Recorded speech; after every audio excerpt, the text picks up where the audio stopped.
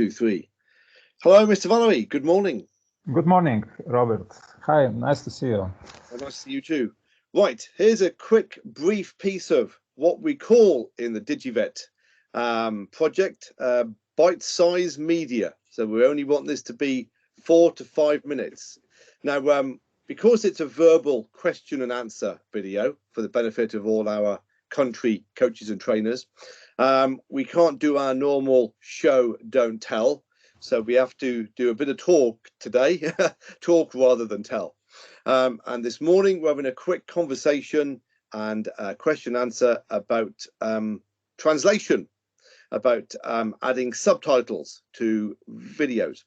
Now, we have posted some material in the EU Learning platform, and we will put the links in the email, and the links will be clear to the PDF document, which shows a step-by-step approach to very easy translation in YouTube, and we will post those. They'll be very accessible. But this is just a few quick question and answers between the two of us for DigiVet colleagues. Mr. Valerij, what advice would you offer colleagues, first of all, if when they first start to think about translating their videos that they make? Well, I would suggest to use YouTube, as you already mentioned, because YouTube is an excellent tool. It offers automatic transcribing, so it's possible to get closed caption or transcripts automatically in videos which are done in some, let's say, most common languages, so in English, in German, in Spanish, and others. It's not possible in Slovene language, for example, or Romanian language, but mostly all our videos are in English. So I suggest YouTube, and I suggest that you also store your videos on YouTube. Yeah. And what offers more? YouTube, it offers also automatic translation. So if you create transcript in English, then it's also possible to translate those transcripts into other languages, whatever language, and this way you can create very nicely produced, very easily produced subtitles. Subtitles in there, yes. If our colleagues would like to check some of the videos that we've got in the EU in the e-learning platform, in the EU Learning Project platform, when we've got the videos in there from YouTube, you can see a little cog type wheel. There's a little cog type wheel, isn't there? If you click on that where it says the subtitles, they'll be able to choose, in majority of the videos we've got there, they can choose the subtitles in their own languages. So if they have a look at this and try this by clicking on the little cog, and if they follow the instructions in the step-by-step PDF document, which is available there, and the material that I've emailed to all the country leads, if they play with this little cog wheel and choose different languages, they can see how it's used, and then that might give them some ideas of when they produce their own videos, how potential translation through subtitles could work in the future. Do you think that would be a good tip? Yeah, that's a very good tip. So with this wheel, you can check the subtitles.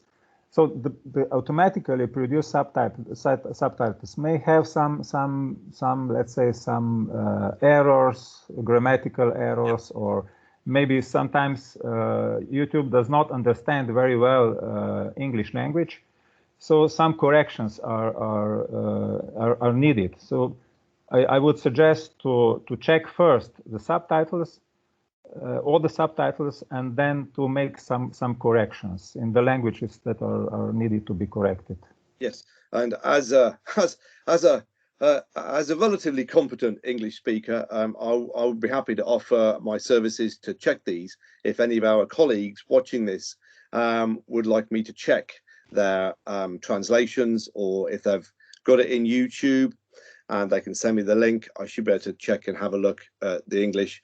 And then at a later point, if people are interested and they want to add some of these transcript files, the SRT files, which I think is potentially another little piece of training which we can look at in the future.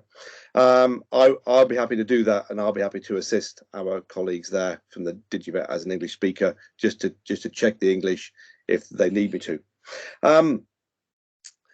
When we're making these little pieces of these little instructional videos, sometimes we won't need any translation if we've used parts of images. And I think one of the guidance points that we could offer to colleagues is when they look at the material in the EU Learning project platform, we only really need translation if there's spoken word. There's a few videos in there which have just got instruction, and they obviously won't need any translation.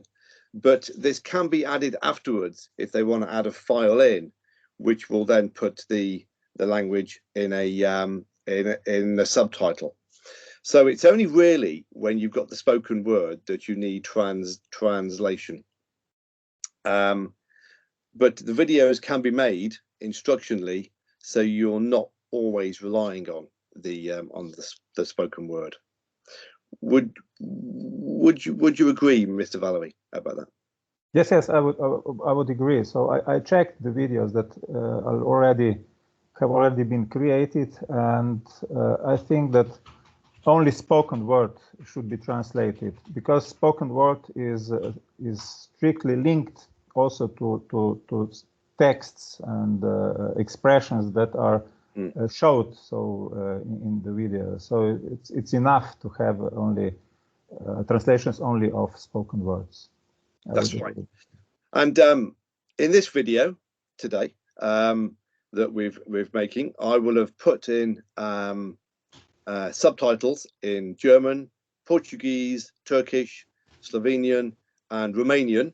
So if people watching this want to click just down below, down here, underneath the video on the bottom bar in this YouTube viewer, they will see the little cogwheel. So if they click on the little cogwheel, it's sometimes got a HD icon with it. As they click this cogwheel and they choose subtitles, they will see their own language available in subtitles you can have a look at as a piece of guidance in this video that we've made today. Right, have you got any other quick piece of guidance and advice that we can offer to our colleagues there before we wrap up this very short piece of bite-size question and answer media?